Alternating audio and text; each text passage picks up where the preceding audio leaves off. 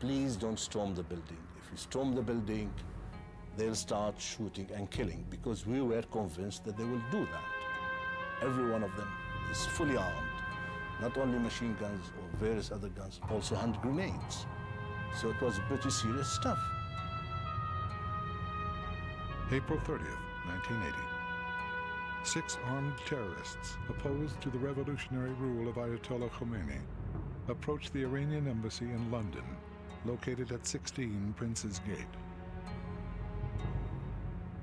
Inside the embassy was BBC sound technician Sim Harris. We'd gone to get a visa to go back and work in Iran, where the Americans were being held hostage. We were waiting in the lobby to see a guy called Dr. Izzati, who was a press attaché. And suddenly, through the door came a bunch of guys with grenades and guns, and that was the start of it all. The terrorists were Iranian Arabs who demanded autonomy for their people and the release of 92 Arab prisoners held in Iranian jails. If the government of Iran refused their demands, the terrorists vowed to blow up the embassy and kill all 26 hostages. They managed to get a phone call with the then foreign minister in Iran, who told them quite blatantly on the phone, you can never dream of achieving your demands. And we consider all the hostages in the Iranian embassy as martyrs. As the world watched and waited, the lead terrorist, calling himself Own, began a lengthy negotiation with the authorities for a broadcast of their demands. Since I was the only Arab speaker hostage, in view of the fact that none of them spoke English, unfortunately I was put in a position to negotiate on their behalf with the security outside through various windows of the embassy. Often I would be on the window, behind me 1 or 2 gunmen with their guns pointed at my head or at my back, telling me what to tell the police outside. And the security outside started to bargain with them. Okay, we will broadcast the statement if you release a hostage. Eventually, they released the hostage.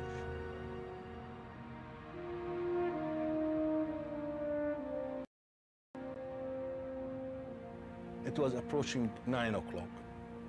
The agreement was with the police outside that 9 o'clock it would be put on air.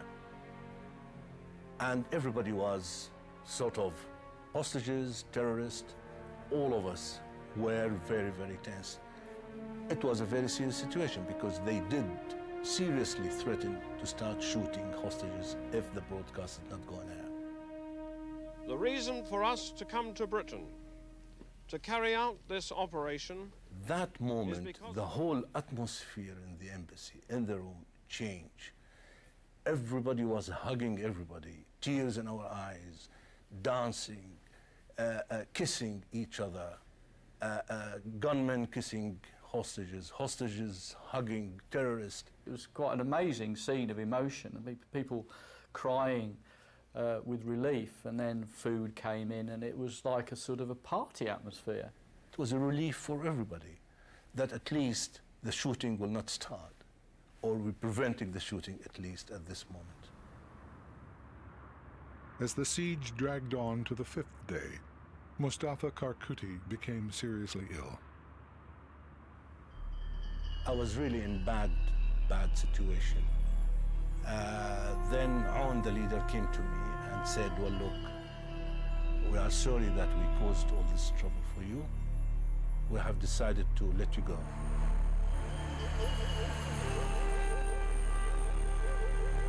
This link, which I was playing during the siege, would go away. Nobody can fill because of the culture, the language, and of course, the relation I managed to build with the terrorists and also the other hostages and the security outside. But physically, mentally,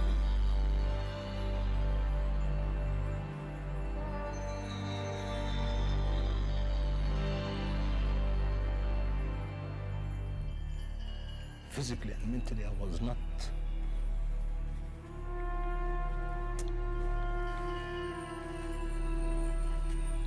I was not capable of going on. He had been a great peacemaker and a great sort of go-between. But anyway, he went, and that was it. It then sort of went from bad to worse. They lost discipline, they became frustrated, you know, they started arguing amongst themselves. I mean, I got the impression that, you know, the sort of lower ranks were saying to one, hang on a minute, you know, you told us this was all going to be over in a few days, and here we are. We haven't got hardly any concessions. You know, they're making monkeys of us. You know, we've got to show a bit of strength now. The turning point in the siege was marked by the disposal of the body of an executed hostage. As the horrific image was televised to the outside world, the terrorists threatened to execute a hostage every 30 minutes. A body was thrown out, and the security people went to the entrance door. They carried the body on stretcher. The body was wearing a yellow jumper. I immediately realized who it was. It was Abbas Lavazani, the cultural attaché. I told my wife immediately, that's Lavazani. Now they are going to storm the building. Hearing the gunshots and then someone telling you that they had killed him. It, you know, what had been what I thought was a student publicity stunt suddenly just all changed. You know, it was all too real. It rapidly became clear on the 6th day that we would have to resort to sending in the SAS. The SAS are there as a means of dealing with things that are beyond the capabilities of the Metropolitan Police or the other police force that are there. And we know that if we deal with the SAS and ask them to do something that we think is impossible, they will try and do it. The reputation of the Special Air Service, initially formed to execute commando raids during World War II, is legendary. The remarkable success of the unit was exemplified by their motto, "Who dares wins." By 1980, the 22nd SAS Regiment was Britain's unrivaled response to terror. The SAS plan called for multiple assault teams to enter from the front, roof, and rear of the embassy. By entering each floor of the embassy simultaneously, they hoped to reach the hostages before they could be executed. Seconds before the start of Operation Nimrod, negotiators seemingly agreed to the terrorists' demand of safe passage to the Middle East. The police were on the end of the phone and they were saying, right, you're all going to be flown out. And we just want to talk to the leader about the arrangements. They started going into enormous detail. All the other hostages were up in the telex room right at the top of the building. And I thought, wow, you know, this is it. Thank God for that. We're all going to get out of here. And then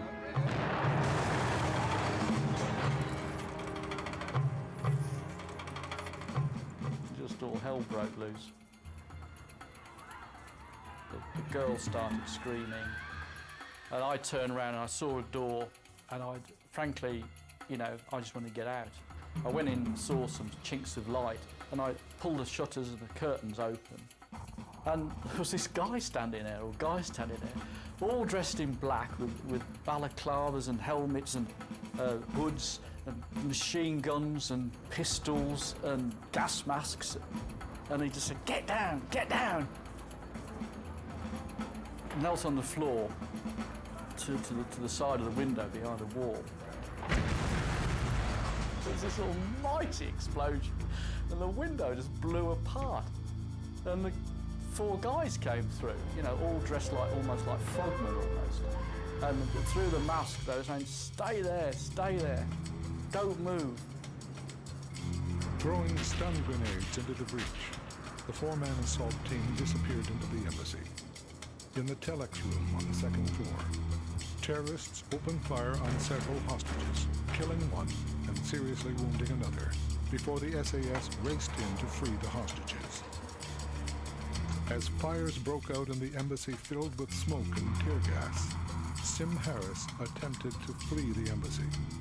I crawled out onto the balcony, and all I could hear from below me, I was on the first floor, was, "That's Harris, that's Harris, stay down." I kept screaming, "Stay down."